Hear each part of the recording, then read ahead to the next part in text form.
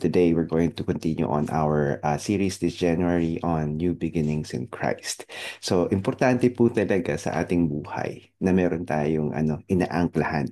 At kapag ang inaangklahan natin ay hindi tao kung hindi ang Diyos, mas magiging makapangyarihan po talaga ang ating buhay. Kaya po today, we're going to talk about New Beginnings in Christ and the power of forgiveness. Kung bakit napaka-importante ng bagay na ito sa ating buhay Kristiyano. Ayan. So, letting go of the past to move forward. This is very important. Sabi po sa Ephesians chapter 4:31 to 32, please stand up where you are.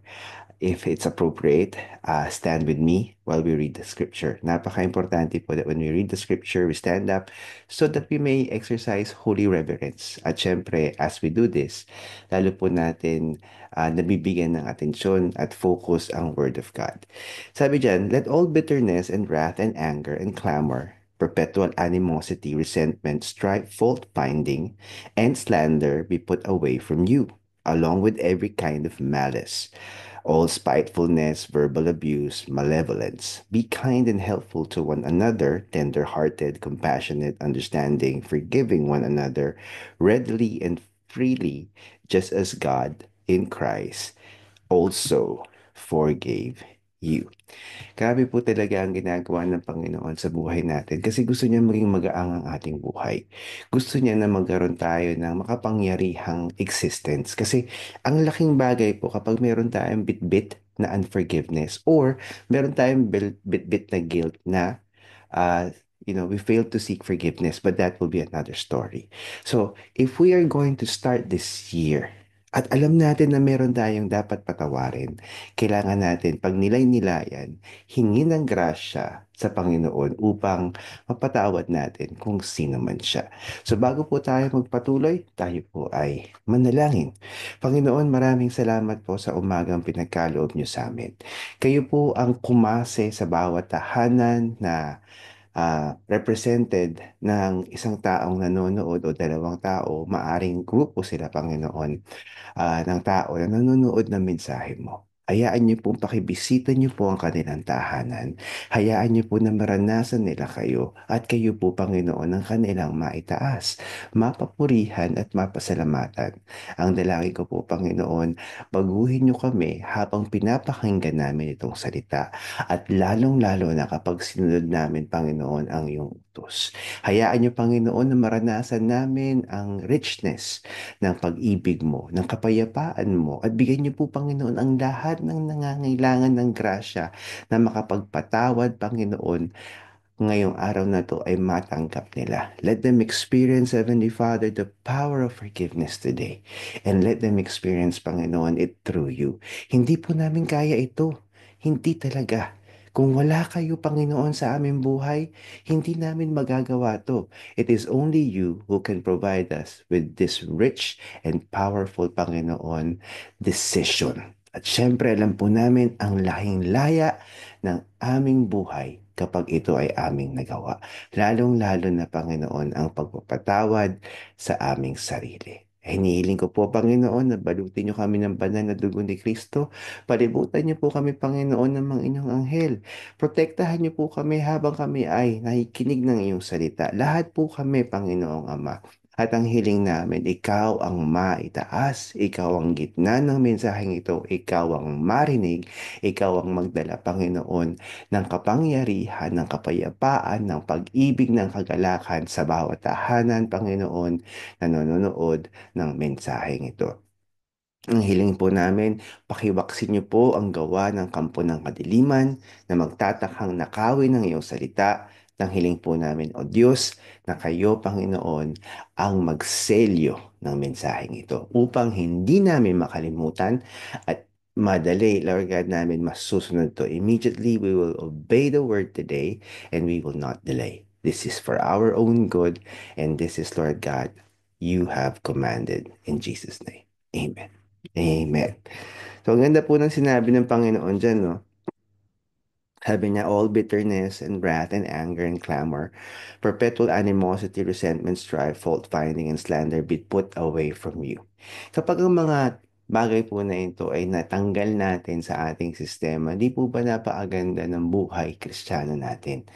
Actually, buhay in general, kung sino man ang tao na kayang tanggalin ng lahat ng mga bagay na to, ang kalayaan na kaloob ng Panginoon ay nasa kanila. Biruin niyo, wala silang bitbit, wala silang bagaheng emosyonal laban sa kapwa nila o yung mga kumalaban sa kanila na talaga nga naman mali ang ginawa sa kanila. At ang napakaganda po nito, meron payo si Apostle Paul na ano ipapalit mo rito pag natanggal mo ang mga bagay na ito para hindi bakante ang puso't isipan mo? Be kind and helpful to one another, tender-hearted, compassionate, and understanding, forgiving one another, ano raw? How quickly, readily, and freely. Kasi nga naman po, pag meron tayong unforgiveness, ang tindi, ang tagal, napakatagal po bago mawala ang bagay na ito sa ating buhay. Kaya nga po ang sinasabi ng Panginoon, readily and freely. Ibig sabihin po, do not delay in giving and releasing forgiveness. So, pag-uusapan po natin sa araw na to, forgiveness is a choice, forgiveness heals, and forgiveness sets us free. So, ito po yung nagagawa ng forgiveness sa ating buhay. So, tanungin po natin ang ating sarili. Kung meron po kayong katabi ngayon dyan, o di kaya sa sarili nyo kaya nyo isulat o kaya nyo sabihin ang isa, dalawa o maraming tao na dapat nyong patawarin. Sino nga ba sila? Sino ba ang dapat mong patawarin sa aking buhay? Patawarin. Huwag na po natin sariwain yung ginawa nila. Ang importante po is, naunawaan natin, kailangan natin silang patawarin. Kailangan. Huwag niyo pong kakalimutan yung listahan na yan. At kung meron kayong maaalalang pangalan, dagdag po natin maya-maya. So, huwag po natin nakalimutan, forgiveness is a choice. Tayo yun. Tayo ang magdidesisyon kung tayo ay magpapatawad.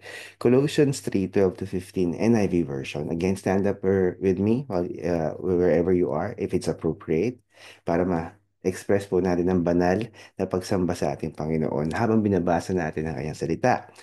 Therefore, as God's chosen people, holy and dearly loved, clothe yourselves with compassion, kindness, humility, gentleness, and patience. Bear with each other and forgive one another. If any of you has a grievance against someone, forgive as the Lord forgave you.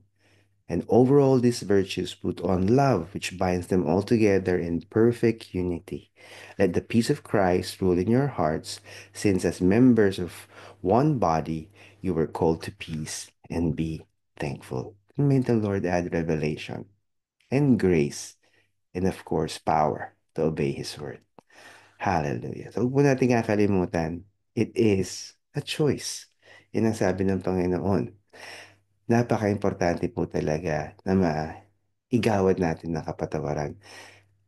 At makakapagpatawad tayo kapag nagdesisyon tayo today. Yung kanina pa mga naalala natin mga pangalan. Again, wag po natin sariwain yung mga nakaraan na nangyari, nakasama natin itong mga taong to. Di kaya ginawa natin na hindi natin mapatawad yung sarili natin dahil meron tayong nagawang kapalpakan and we are so filled with guilt.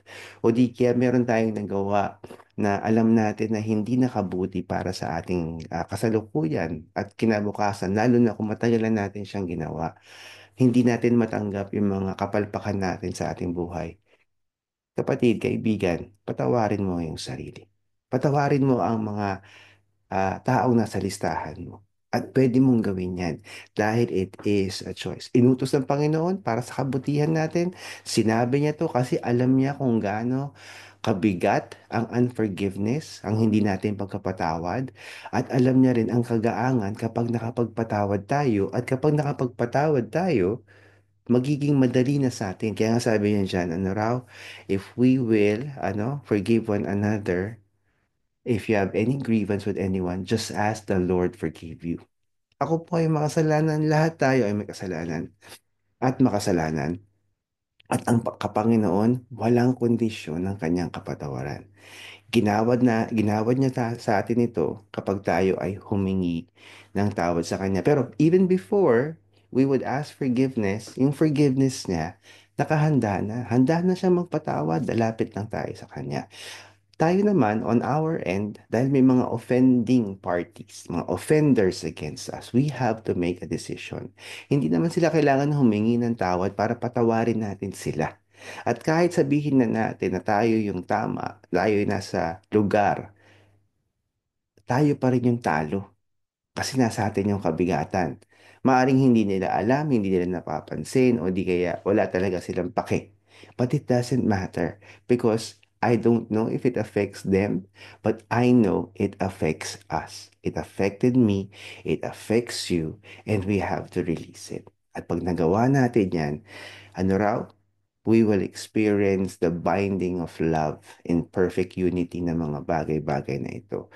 At magkakaroon tayo ng kapayapaan sa kapangyarihan ni Heso Kristo. Kaya ang ganda po talaga.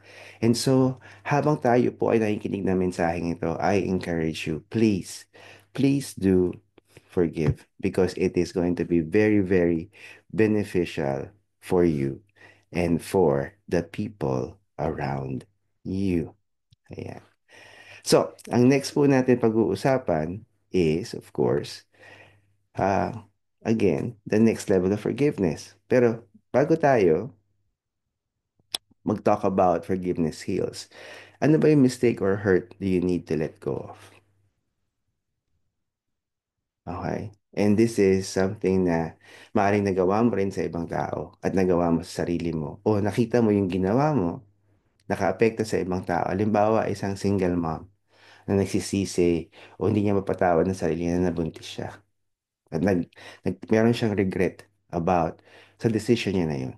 O di kaya isang ama na meron siyang na nagawa o yung anak niya may nagawa laban sa kanya o isang anak na may ginawa laban sa magulang, di ba?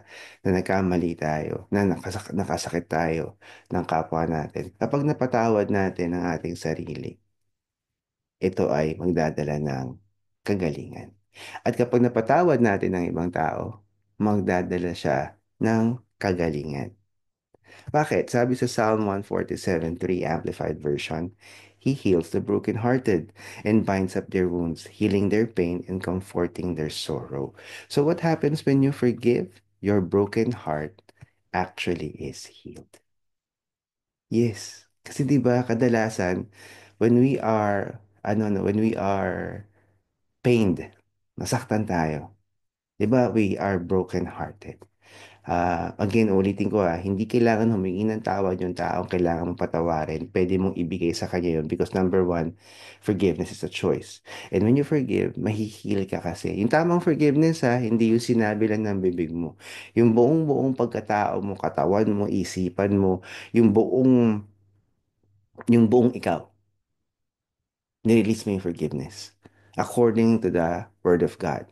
Readily, freely, and then you will experience the peace of Christ. And then you will experience yung pag-alis ng kabigatan. And pag nakaharap mo yung taong yun, kaya mo siyang tignan sa mata niya. Hindi mo siya iiwasan. Kung may family gathering o meron kayong gathering ng mga kaibigan, it doesn't matter if that person is there or not. What matters is sa sarili mo, na-resolve mo na siya. And when you are healed, grabe po ang magagawa mo. Kasi isipin nyo kumakain kasi ng enerhiya yun eh. Yung energy mo, yung attention mo, yung pain mo, kasi kailangan mo siyang i-deal. Pag wala na siya, di wala ka nang i-deal. Kung wala na yung pain, wala ka nang mararamdaman. Di ba? Kung ikaw ay nakapagpatawad na at yung karamdaman, emotional ay natanggal na, di ikaw ay talagang malaya na. Walang pinag-aibaya kung meron kang ubot sipon. Di ba ang hirap pag may ubot sipon ka, may lagnat ka, nagka-COVID ka kunwari. Kapag ikaw ay naibsan sa karamdaman mo, biglang ginhawa ka. Yan po yung nagagawa ng healing. At ang pinakamaganda pa po nito, pag naranasan nyo kasi yung sarap ng pagkapatawad at yung kagalingan pagkatapos ng pagkapatawad, you would want others to experience the same thing. So what happens to you? You talk to other people and you encourage them to deliver forgiveness as well. And that is something that we can all look forward to. Imagine nyo po yun. Let's say yung buong pamilya nyo healed from forgiveness, because of forgiveness. ang buong pamilya nyo walang samaan ng loob, mga kamag-anak nyo, o let's say mga kaibigan nyo, and when you come together, there is unity in peace. Maaring hindi sila mga nagpasakop sa Panginoon. It doesn't matter, but you are able to become a peacemaker because you have readily brought this. And you can unite them all and they can actually experience releasing forgiveness to one another because it showed through you. Nakita nila yung ebidensya ng kapangyarihan ng kapatawaran. At syempre, kung ano man yung nagbigay ng kaginhawahan sa'yo, sila ay mamamangha o may intriga at the very least. And they would want that product. They would want that experience as well. The product of healing through forgiveness. So, huwag ka na magdalawang isip. Magdesisyon ka na. Magpatawad ka. At tignan mo, bago matapos ang mensaheng ito, gumagaang na yung pakiramdam mo. So while you are listening to this message right now, the Lord would want you to really obey this message. And so I encourage you, nilistahan mo kanina kung kasama ka ron, i-release mo yung forgiveness. Paano? Simple lang. Panginoon, bigyan mo ako ng grasya, sabihin mo sa Panginoon sa panalangin. Bigyan niyo po ako ng grasya at kapangyarihan para igawad ang kapatawaran na to sa mga taong ito. Kasama ako. Pinapatawad ko po ang sarili ko. Pinapatawad ko po ang this person. And that's it. As simple as that. Hindi komplikado dahil ang Panginoon po natin ay hindi komplikadong Diyos. Napakasimple ng Panginoon natin. Biruin niyo, siya yung lumikha ng langit at lupa. At dahil sa kanyang humility, sa kanyang pagiging mapagkumbaba, at sa kasimplihan, bumaba siya mula sa langit, nagkatawang tao, sinundan niya yung no, yung chronological development natin as human beings. And then he was actually what? Murdered, executed on the cross of Calvary. Para saan? Para tayo ay magkaroon ng buhay na walang hanggan. At higit doon, kapag tayo ay nakatanggap sa Kanya bilang Diyos at tagapagligtas, matamasa natin lahat ng benepisyo ng relasyon na ito. At kasama po ang kapangyarihan ng kapatawaran, ang kagalingan ng kapatawaran. Ganun po kamakapangyarihan ng ating Diyos. Ayan. Next question po. Hallelujah. It set us free. What would happen when you forgive others and yourself? As I have mentioned a while ago, dadagdagan pa po natin what happens. Okay? So that's very important. What would happen? Sa tingin nyo? Tingin nyo right now. Mapapakain ka ba sa labas? Mapapahiyaw ka ba kapag naranasan mo yung kapatawaran? Anong mangyayari sa'yo right now? At anong mangyayari sa'yo in the long run? At ano mangyayari sa relationship mo with them? So huwag niyo kakalimutan, forgiveness sets you free. First John chapter 1 verse 9 Amplified Version. Ang focus po nito talaga, contextually speaking, is actually um, tawag dito, it's actually salvation. But for this opportunity, pag-uusapan po natin ang kapangyarihan ng kalayaan ng forgiveness. And this is actually forgiveness for our sins naman. Para makita po natin ano ang impact din ito if we actually forgive others. So, sabi po dyan, if we confess our sins, He is faithful and just and will forgive us our sins and purify us from all unrighteousness. So, ano po nangyari kapag tayo ay humingi ng tawad sa Panginoon? He sets us free. Okay? Yan. Anong sabi? Napakalupit. He is faithful and just and forgive us our sins and purify us from all unrighteousness. So yung first context po niya, it's about salvation. Kung hindi pa natin natatanggap ang Diyos bilang tagapagligtas ng ating buhay at ginawa natin siyang sentro ng ating buhay, nagpasakop tayo sa kanyang kapangyarihan, then this is the time. Because you will experience the power of forgiveness. Yung forgiveness muna natin. And when you experience the power of forgiveness, then you will be able to receive the grace to forgive others. Dahil nasa atin na si Lord. The Lord Holy Spirit is inside of us. He is the great deposit.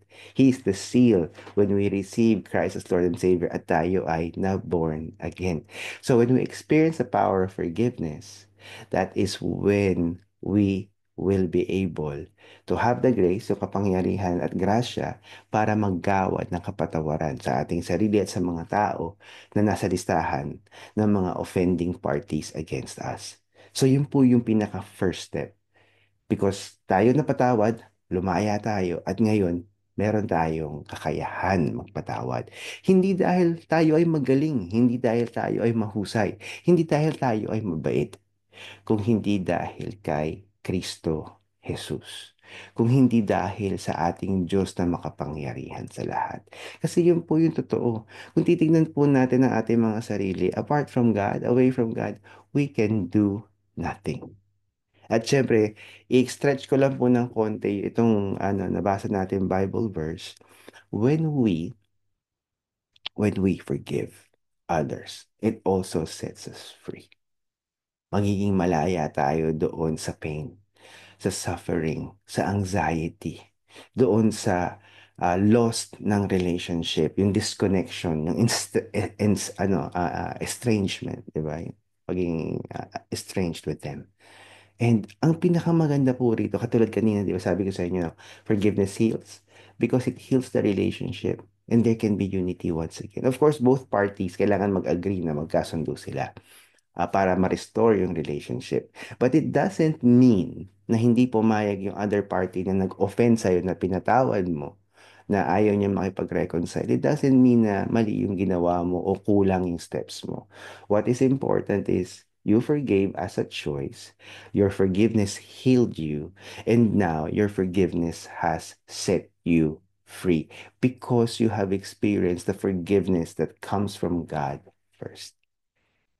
Yun po yung nagagawa ng um, forgiveness sa ating buhay. And, I would like to encourage you right now na unawain po natin at tignan natin kung ano pa po ang magagawa ng kapatawaran sa ating buhay. Kasi ito po talaga yung magbibigay ng kapakinabangan sa atin. Ang laking pakinabang kapag tayo ay malaya.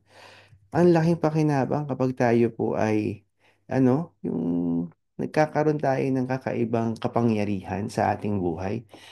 Iba ang buhay na magaang.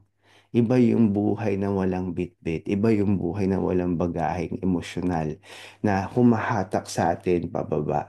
Imbis na tayo ay nakakausad, parating bumabalik tayo sa nakaraan at sinasariwa natin.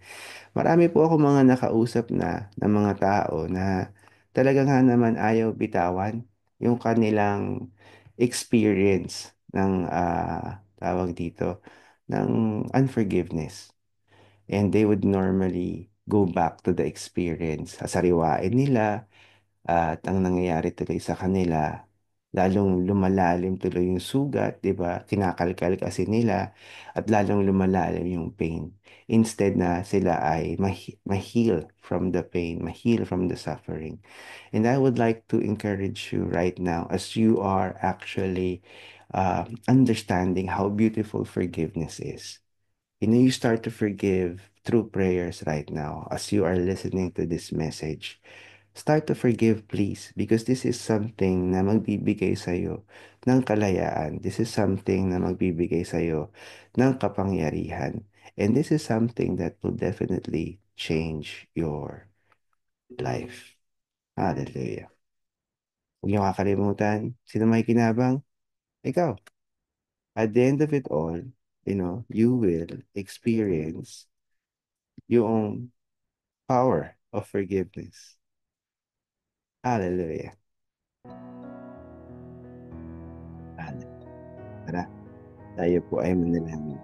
Kung hindi mo pa natatanggap si Jesus bilang Diyos at tagapagligtas, inaanyayahan kita sa oras na ito. Tatanggapin siya bilang Diyos at tagapagligtas. Ang gagawin mo lang, una sa lahat, ihingi ng tawad ng lahat ng kasalanan habang ikaw ay nakayupo at nakapikit sa harapan at presensya ng Panginoon. Hallelujah. That's the right thing to do. Right? Hallelujah. Ikalawa po, Ang hihilingin ko sa iyo, magpasalamat ka kay Jesus dahil siya ang dahilan ng kapatawaran sa ating kasalanan. Dahil siya ang ating Diyos at tagapagligtas.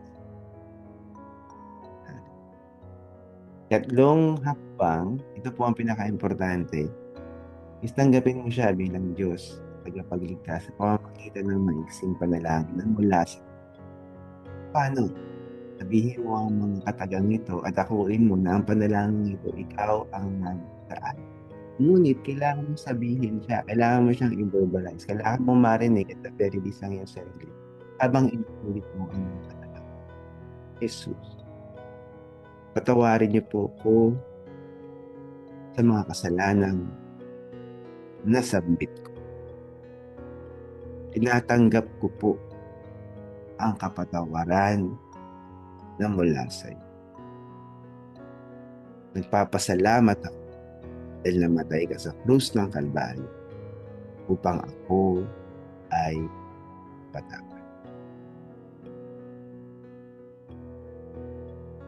Tinatanggap kita bilang hari ng aking buhay, bilang Diyos at tagapagligtas. Manahan ka po sa aking puso, manahan ka po sa aking isipan. Nagpapasakwa ko sa iyo. Amen. Amen.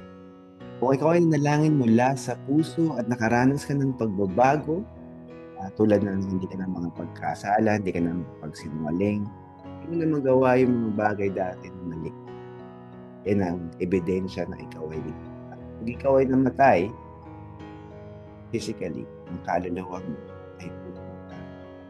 Ngunit, pinakamaganda niyan, habang nandito ka pa sa mundong ito, makakaranas ka ng kalayaan.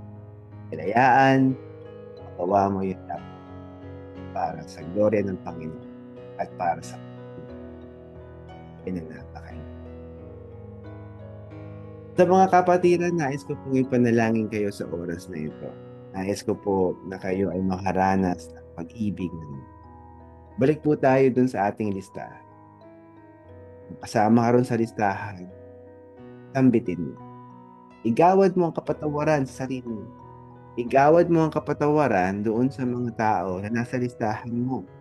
Hindi mo kailangan sariwain ang kanilang ginawa sa iyo. Sa pamamagitan ng grasya at kapangyarihan ng Panginoon, sabihin, pinapatawad mo. Katulad ng pagpapatawad ni Jesus sa mga kasalanan na nagawa niya. Nalangin ka, tawarin mo sila. Maya-maya, nanalangin.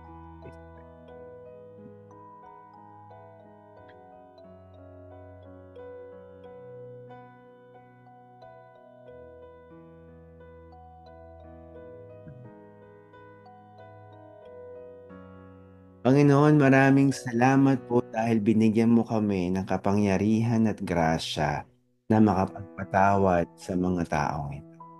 At maraming salamat dahil pinatawad niyo po kami. Habang kami po ay makasalanan, pinatawad mo kami. Binigay mo sa amin ito, ang kailangan lang namin tanggapin.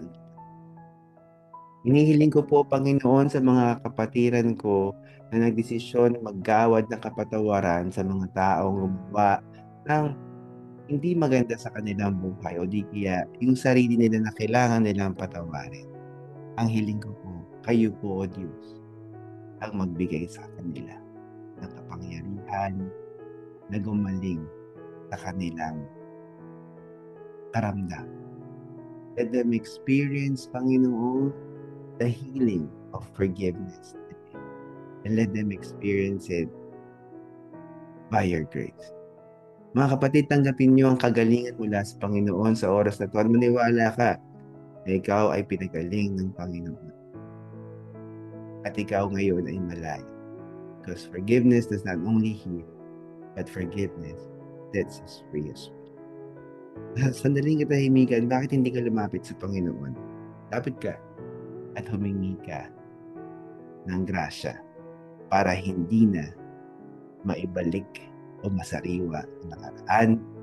Hindi ng grasya at kapangyarihan. Daan mo paggawad mo ng kapatawaran sa mga tao ay totoong tama at magpasalamat ka sa Nalangin ka sa oras na ito. Hallelujah.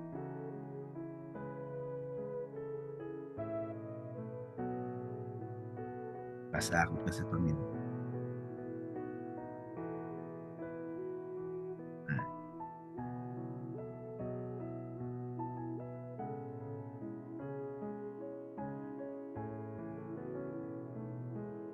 Panginoon, maraming salamat po sa kapangyarihan ng iyong mensahe. Salamat po, Panginoon, sa grasya at awa mo sa amin na kami ngayon ay nakapagdesisyon na magpatawad dahil dito kami po, Panginoon, ay nakaranas ng kagalingan.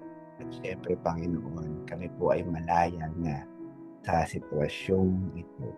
So, maraming salamat sa aming karanasan dahil sa iyo, O Diyos. Dahil sa iyo, alam po namin, Panginoon, ito ay miracle at hindi namin ito magagawa sa aming sarili. Hindi namin kaya. Kaya, kailangan ka namin pagdating sa amin. Po ang dalangin namin, ang ngalan ni Jesus. Amen. Amen. Hallelujah. Hallelujah. Ayan, kung kayo po ay nakaranas ng kapatawaran at naranasan niyo po ang kalayaan at kagaangan ng pagkapagaling ng Panginoon sa atin, ang encouragement ko po sa inyo, why don't you drop a comment doon sa social media platform natin? And if you have joined us via Zoom, sabihin niyo po doon sa nag-invite sa inyo. Nakapagpatawad daw ngayong araw na ito, ako'y malaya na at ako'y magaling na. At ako ay nahilom na pagdating doon sa karanasan ko sa hirap ng hindi pagpapatawad. At inihiling ko po doon sa mga kasama natin na consistent sa ating social media platform, tulungan niyo po kami na ipamahagi ang mensaheng ito as virtual evangelist partners ng ating simbahan. At inihiling ko po kung maari po, ipamahagi niyo po, i-share niyo po ang ating content with people and that they will also experience the power of forgiveness sa pamamagitan ni Yeso Kristo. At inihiling ko rin po, patuloy po natin i-share ang ating social media platform so that your friends, and their friends will like, subscribe, and follow so that we can reach out to more people. At syempre, kung kayo po ay nagnanais, naghahanap na maging parte ng simbahan, you are more than welcome to be part of our church. So all you need to do is to reach out to us, place a comment, at kayo po sa pamamagitan ng Panginoon sa grasya niya, kukontakin po namin kayo. And I hope that you will have a blessed Sunday. For those who are joining us via Zoom, please do stay for a while dahil magkakaroon po tayo ng maiksing fellowship. God bless you and keep you until we see each other again next Sunday. Goodbye for now.